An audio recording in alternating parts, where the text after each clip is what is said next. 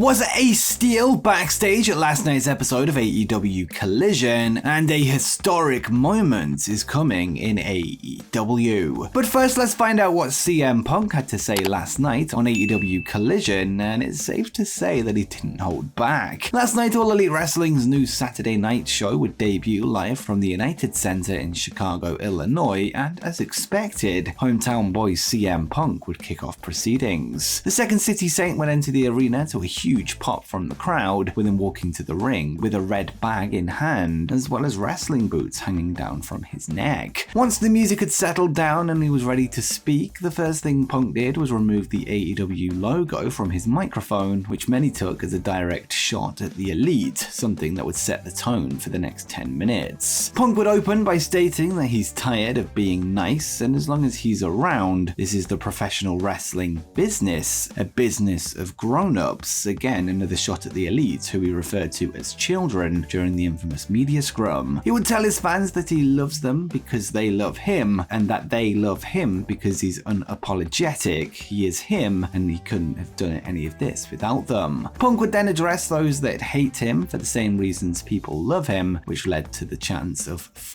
the Elite" from the Chicago crowd. Punk would then state that whether you love him or hate him, it's because you know he's right. Warner Bros. Discovery executive David Zaslav's name would then come up, with Punk claiming that the Warner higher-up calls him One Bill Phil. This in reference to the reported $1 billion TV deal that AEW reportedly recently signed, which included the introduction of AEW Collision based around CM Punk. He would say that this is because he's the genuine article in a business filled with counterfeit bucks. Once again, another knock on the Young Bucks. A Joe Strummer reference would then be dropped, who is of course the lead singer of The Clash, who taught Punk to always speak truth to power, to always be himself, and that he will never compromise. He wasn't done there, however, as he would then address those that have called for an apology for the events of AEW All Out, the media scrum, and the subsequent backstage brawl with the Elite. He would then state that if you feel like he owes you an apology, then the only people softer than you are the wrestlers you like. He wasn't done yet though, as he would grab the mysterious red bag that he walked to the ring with, before suggesting that it contained the AEW World Championship belt, a title that he never lost, noting that he was the one to defeat the current champion MJF in the dog collar match that the latter references so much. Interestingly, Punk never took the belt out of the bag, with him not officially classifying himself as the champion, but it was certainly suggested. He also wouldn't wear the belt on his way out to the ring for the main event of the show, something that we'll come back to later on. But what did you make of the return of CM Punk, and is he right? Let me know in the comments down below. And before we continue, do you want to win a free copy of the upcoming AEW Fight Forever video game? Well, from now until June 22nd, 1 week before the official release date, I'll be running a giveaway, with the winner receiving a free copy of Fight Forever for their chosen console. All you have to do is drop a like on this video, subscribe to Wrestle Planet with notifications turned on, and leave a comment with the word Forever alongside your chosen console, and a winner will be picked at random on June 22nd. Make sure you do include the word Forever, as this will help me find all of the comments for the draw. So subscribe with notifications turned on, drop a like on this video, comment your chosen console with the word Forever for a chance at winning AEW Fight Forever.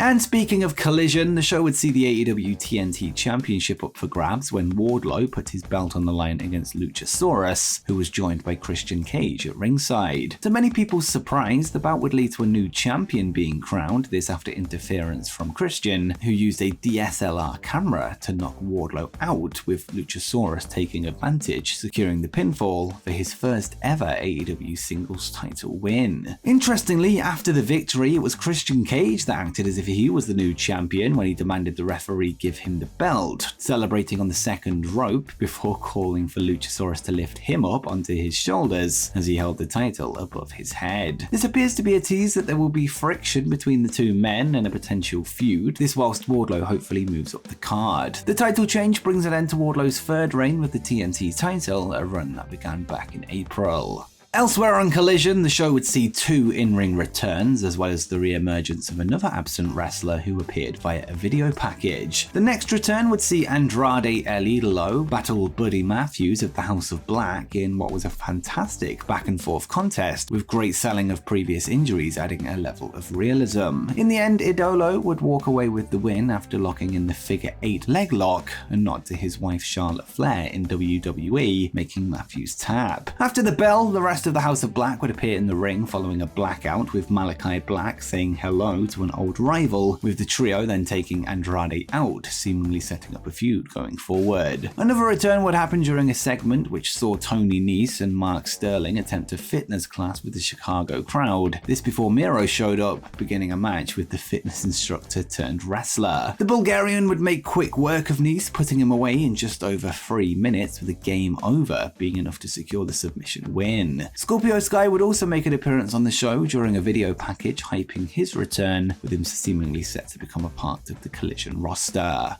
In the main event of AEW Collision, CM Punk would re-emerge to team with Dax Harwood and Cash Wheeler of FTR to take on Samoa Joe and Bullet Club Gold's Jay White and Juice Robinson. Whilst there wouldn't be a surprise appearance from Kenta, which is what many expected, it was Punk and FTR who walked away as winners inside the United Center. This when a shatter machine to Juice led to a go to sleep for the pinfall win, capping off what is arguably AEW's best television show of the year. Collision felt fresh and, more importantly, completely different to the presentation of Dynamite, with there being no question that the new show will be on an equal playing field to its Wednesday night counterparts, although we know we'll wait to see how the ratings reflect this, with Saturday being a difficult night when it comes to television viewership. But what did you make of the first episode of AEW Collision, and what was your favourite moment of the night?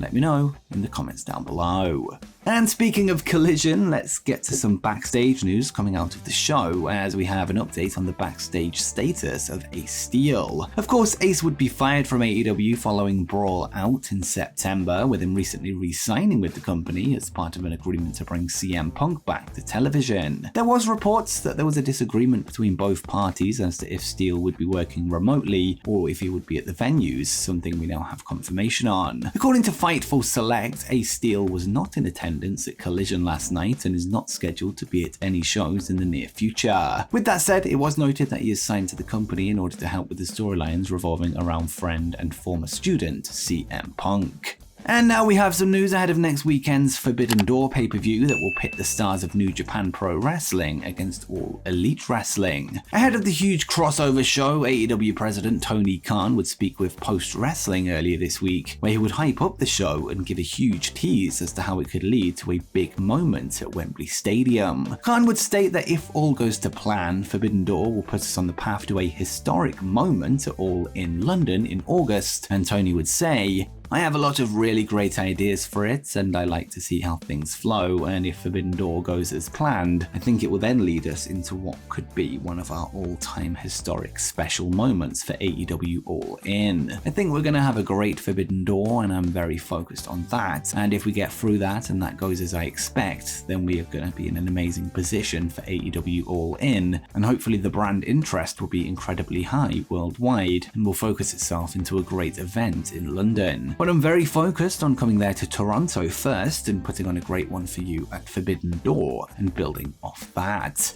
Forbidden Door goes down next Sunday on June 25th from the Scotiabank Arena in Toronto, with All in London set for August 27th from Wembley Stadium. But what do you think this huge historic moment could be, and will it involve the Elite and CM Punk? Let me know what you think in the comments down below. And before you go, make sure you check out the truth behind CM Punk's secret wrestling returns before AEW.